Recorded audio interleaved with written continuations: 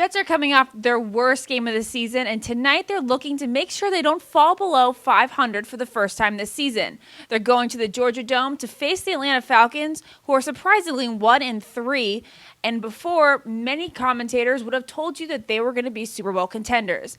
Evan, what are the keys to victory tonight against the Falcons? Well, obviously the big storyline is going to be on the Jets receivers with the injury issues. You know about Holmes and Hill. We'll get to that in a bit, but the bigger thing is the Jets secondary, and they really struggled last week against the Titans. D. Milliner is going to be out once again, and when you think about the Falcons, their strength is really that passing game. And while Roddy White has been a little banged up so far this season, he's coming off one of his best week of practices. They also have Julio Jones, Tony Gonzalez, plenty of weapons. And this secondary is going to have to step up because the Jets and Geno Smith can't afford to be in a shootout.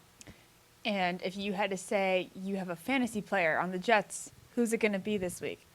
I'm going to go with the tight end, Kellen Winslow. I'm not 100% confident going with the Jets defense.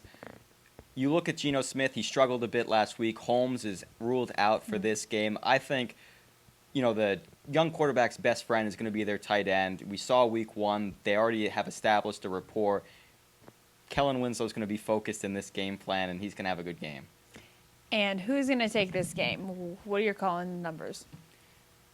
I hate to say it, but I think the Falcons are going to win this game. I think the Jets' defense is going to rebound. I think they're going to have a better game than they did last week, but I don't think it's going to be enough. Like we said, the Falcons are a team with Super Bowl aspirations. They're going to be at home where they haven't lost that often since Matt Ryan and Mike Smith took over as quarterback and head coach, respectively. I think it's just going to be a little too much for the Jets and Geno Smith this week, and they're going to wind up losing this one 27-17. Okay. All right, well, check out thejetsinsider.com for more pregame and postgame coverage, and make sure to listen to Champs Radio Long Island before the game on Sundays. I'm Ashley Iaconetti. And I'm Evan Slavit.